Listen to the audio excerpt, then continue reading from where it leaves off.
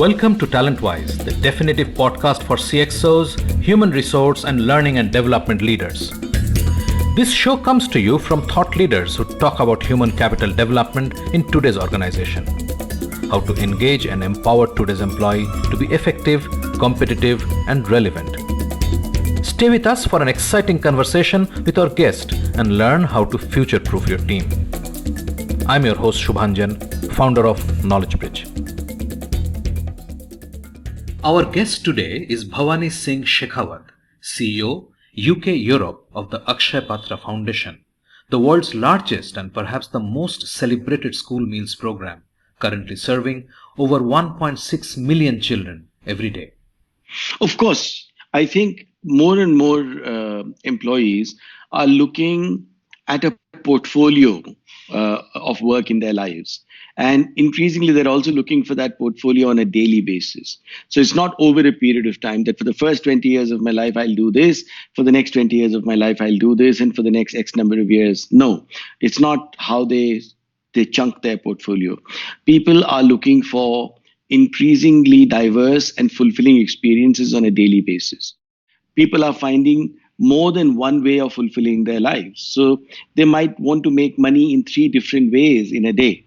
They might want to work at a workplace, then they might want to blog for money, and they might want to be a part of a band at a pub, singing a few songs, but they don't want to do it just for the joy of singing.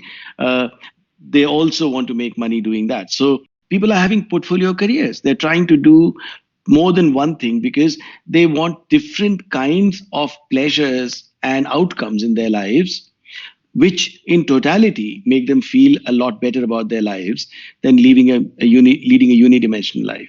And in so doing, they also want to believe that they are doing something meaningful. Bhavani Singh Shekhawat is the CEO, UK Europe of the Akshay Patra Foundation, the world's largest school meals program, which has served over 2 billion meals to children to date. As a leader of this organization in Europe, he leads strategy, innovation, and initiatives for Akshay Patra. Prior to this, Bhavani had a career in the corporate world, leading large multinational teams in organizations like Nielsen, Reckitt Benckiser, and Coca-Cola in multiple geographies. Bhavani is passionate about people, growth via innovation, and enjoys leadership and implicit challenges. He regularly speaks at company meets and industry events and is listed with the London Bureau of Speakers on customer centricity, insight, innovation, and leadership. He serves as adjunct faculty for postgraduate leadership programs in business schools and also serves as a member of the advisory board and non-executive director for multiple entities. Now, on to this great episode of Talentwise with Bhavani Singh Shekhawat. Bhavani, welcome to Talentwise. I'm so happy to have you on the show. We have been trying to get you for a while. And we're really excited to hear about your views on the social side of the spectrum. But before we get there, let's start with the employment landscape.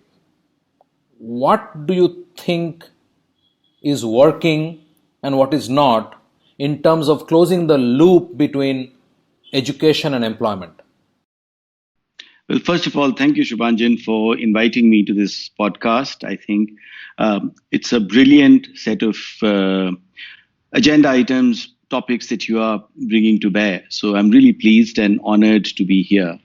To sort of begin the conversation and to answer your question a bit more specifically, I think, to say that change is the only constant and the world is changing at warp speed is a given. I mean, they are beyond cliches now.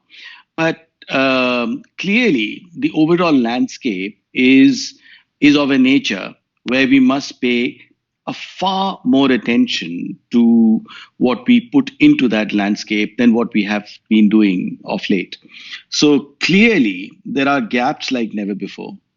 And equally, there are opportunities like never before. If you look at particularly the skills landscape, and if you were to look at whether you look at India or around the world, the challenges remain the same. The context might change, but the reality is quite similar.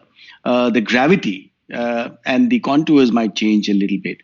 For example, in India, we've put this tremendous effort into creating a whole generation of people who are at the very best exam ready. So if you were to look at a continuum of being exam ready to being job ready to being life ready at the most important level, we are barely exam ready.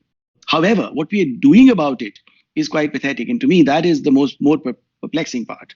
The fact that we've got a very, very large number of high school students who want to go to university, and a very large number of them are getting grades that should be impossible. The fact that if someone scores 100 on 100 in English in grade 12, it suggests to me that there is no scope for improvement. And that is completely wrong. They are struggling because they are finding increasing situations where someone has spent years and years studying math and sciences and perhaps a little bit of economics, and then ends up doing 4 years of engineering, does a little bit of work for a couple of years only to qualify for an MBA exam, does an MBA, and then that this person needs to be trained all over again. And that's a monumental waste of time on everybody's part. So the employer is struggling. In many cases, the employee is struggling. And I'll give you one example of this, that on the one hand, we say that in India, a very large number of women are entering the workforce. So yes, we have a very large number of our young girls doing exceptionally well in exams, and a very large number of them going on to acquire higher education and the skills that perhaps come along. But you also see a very large number of them dropping out at the first instance. In other words, we have a very large number of women dropping out in their early 40s at the first instance of either they want to spend more time with the family, or even earlier in their early 30s when they want to raise a family, or it could be a husband's transfer. It could be anything. And the reason for that is that it takes them about 10 years to realize that what they're doing is not only asynchronous, is completely out of sync with who they want to be and how they want to live their lives, but it's got absolutely very little relevance to what they studied. So our challenges are really, really severe. They are manifold, they are multidimensional. And I think it wouldn't be far off the mark to say that if we do not address it, soon our demographic dividend could be creating demographic liability. Do you see this as a very India specific issue, or do you see some kind of manifestation happening elsewhere in the world as well? I think it's a global issue. Like I said, the degree might be different. In England, for instance, we've had a lot of discussion around exams being diluted. So a larger and larger number of children getting A stars and A's in their high school diplomas, and a larger and larger number of students in applying to university, and a larger and larger number of employers saying these people just don't have the requisite skills to be able to do a good job on day one at their workplaces. However, in places like the United Kingdom, and to a certain extent in most countries in Europe and perhaps the US as well, there is still a lot more focus and premium on not just soft skills, but vocational skills. So you can still earn a university degree via vocational training. And the employers don't necessarily differentiate or distinguish. In fact, if you've had hands-on work experience, you'd be far more valued than if you just had a degree. So the challenges are the same all over the world. The degree to which the challenge is manifesting on a day-to-day basis in this interface between the employee and the employer and the larger ecosystem might vary a little bit. In India, I think we are reaching almost a crisis situation for two reasons. One is clearly we have a very large number of students graduating from high school, and we have a large number of employees saying, I necessarily do not have the bandwidth, monetary or otherwise, to retrain someone who on the face of it should have the skills.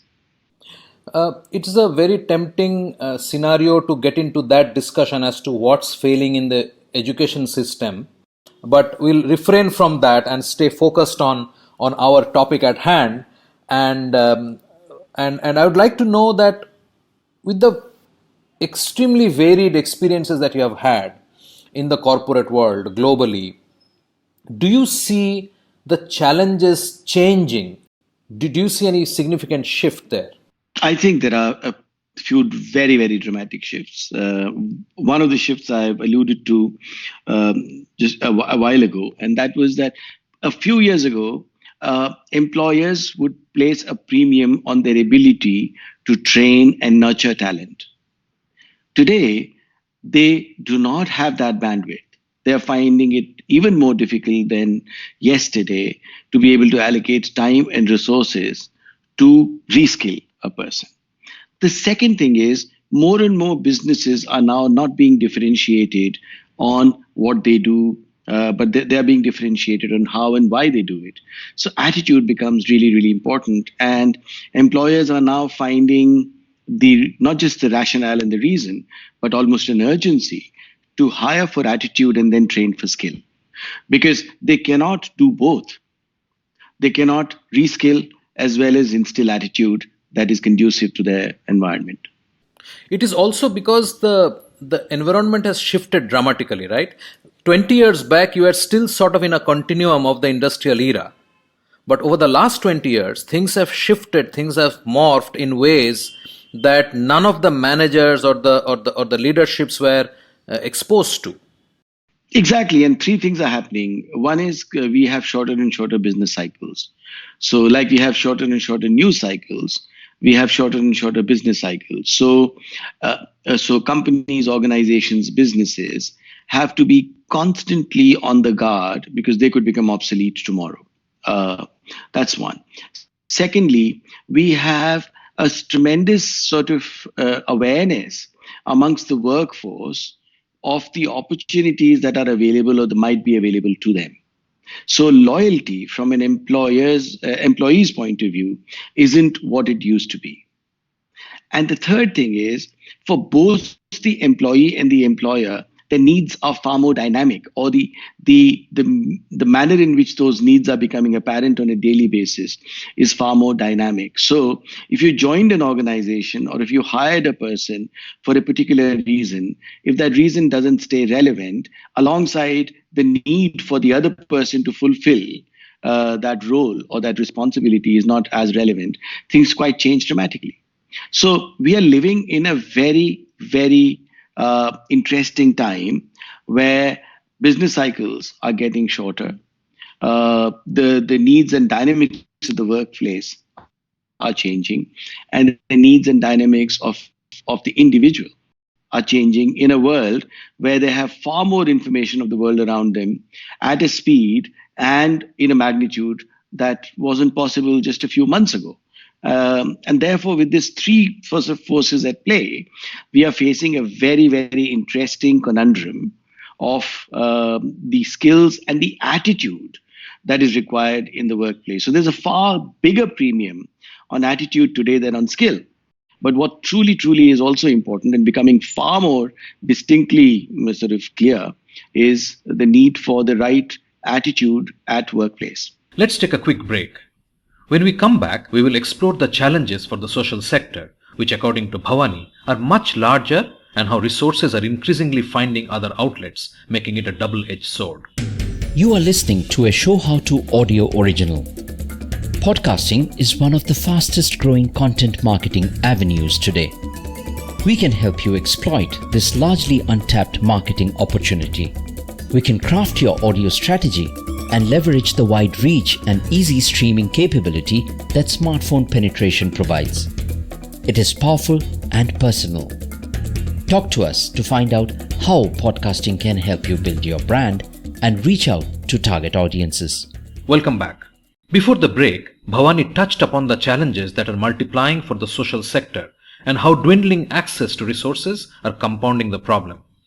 Let's listen in to Bhavani as he expands on the issue. How do you see this whole thing playing out in the social sector?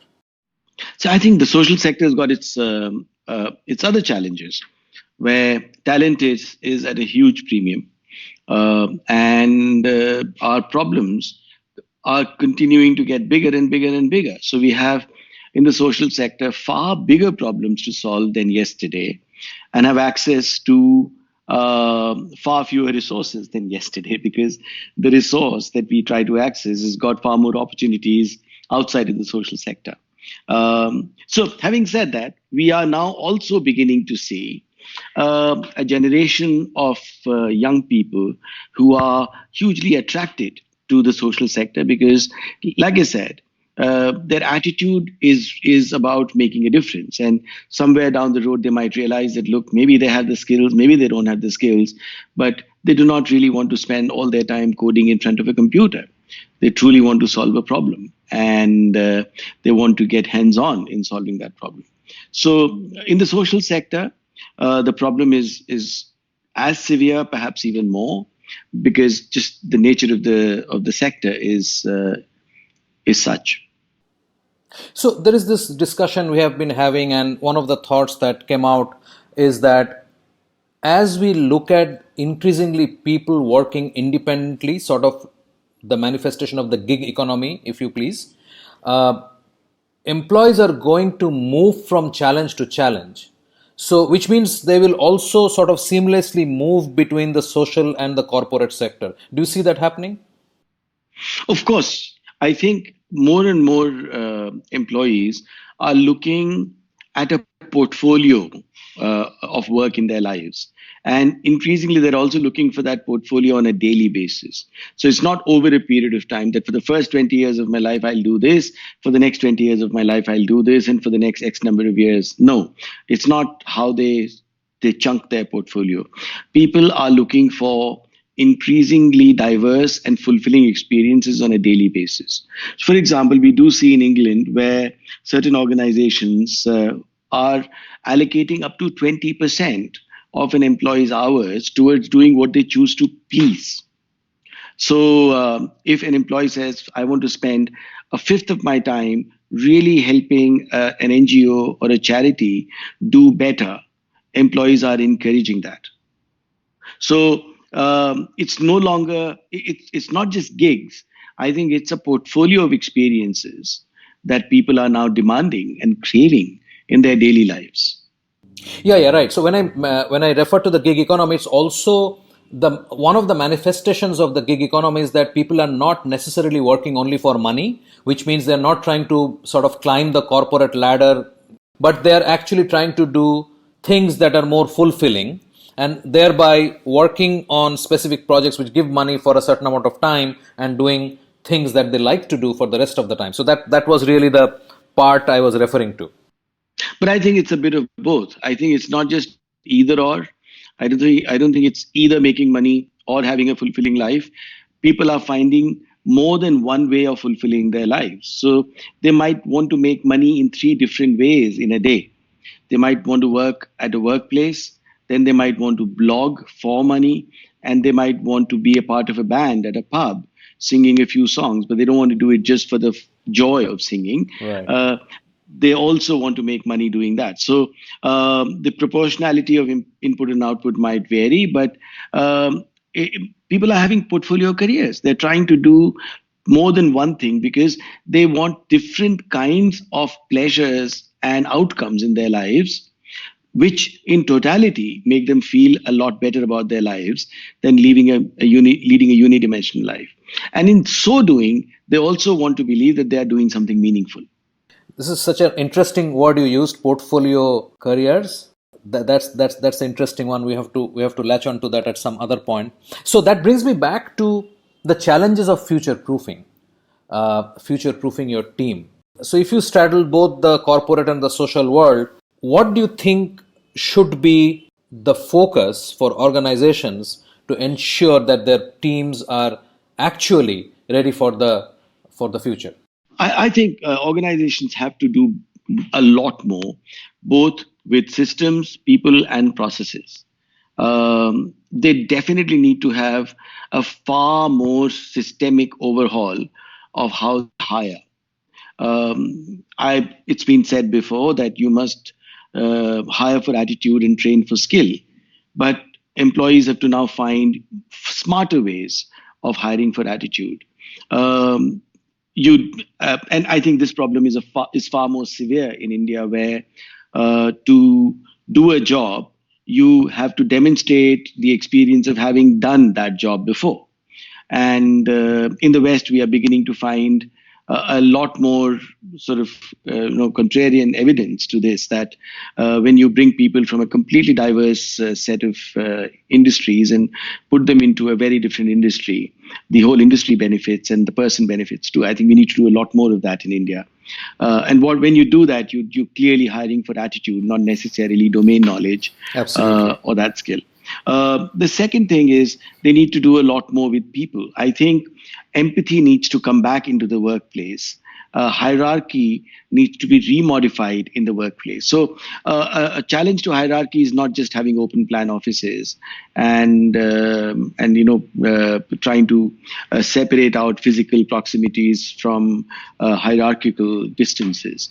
I think empathy is a lot more than that. Empathy is the ability to actually have a person-to-person conversation. Empathy is the ability to have a dialogue, to foster dialogues between two people where you're not talking to a position, you're talking to a person, and one needs to separate the two out.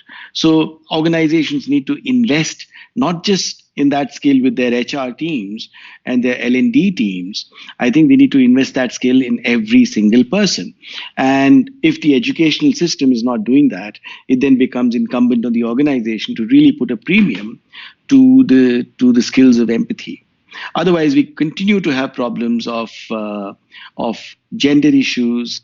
In India, we also have issues of which institute have you come from and all of the other badges. We need to find ways of decimating that. So that's the people side of things. And then clearly the process side of things. What sort of behaviors are being rewarded? We still remain with the dregs of a system where performance was being rewarded and performance was largely being equated to having done what you promised to do. And if you need to make new promises, because the world and the dynamics of the world you're in is changing at warp speed, how do you truly recognize and reward not just performance, but also failures? So I think we are struggling with some of the truisms, that encourage failure, etc. But how do you reward failure? How do you reward someone who's decimated hierarchy? How do you reward constructive criticism? How do you put all of that into the daily life of an organization? And that's really, really a composite challenge that smarter organizations are at least acknowledging, and some smarter ones are even embracing. But a large number of organizations around the world, and perhaps even more so in India, are just deferring. And my submission to everyone is you can defer these important questions, but you can never deny them. Soon they'll come back to bite you.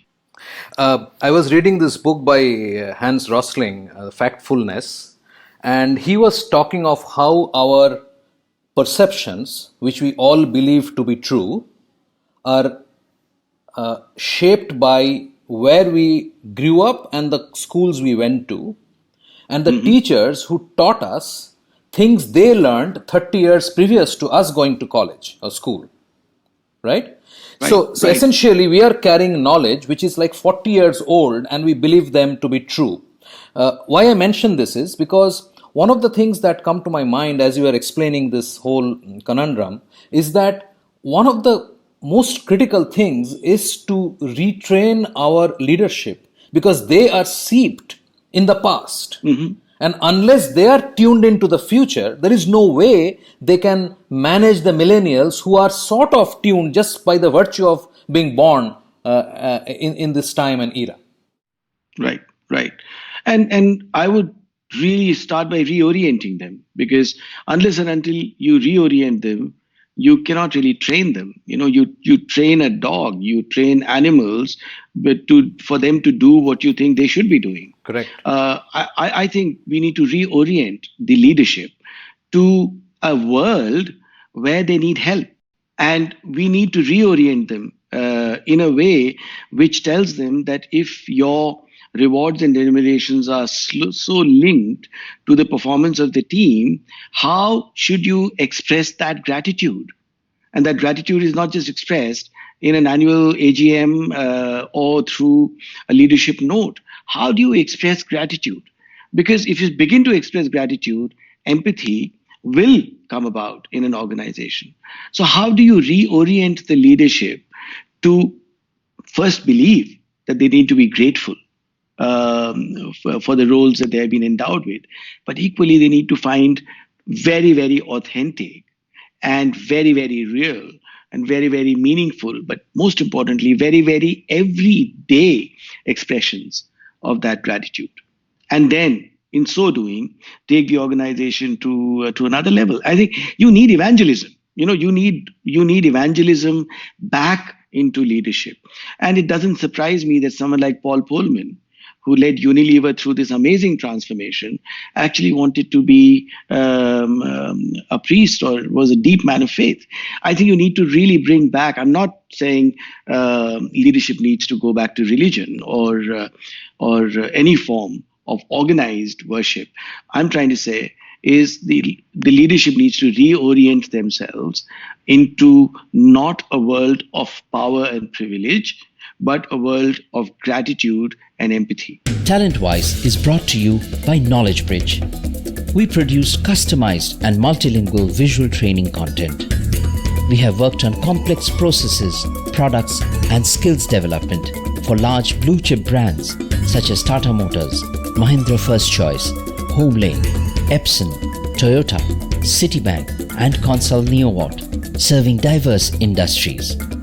Talk to us for your next custom content requirement and be pleasantly surprised.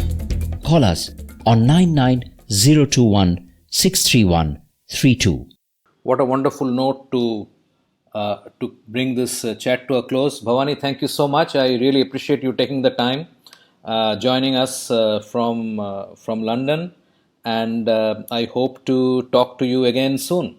Thank you, Shubhanjan. It's been a privilege and a real honor to be a part of this discussion. Thank you.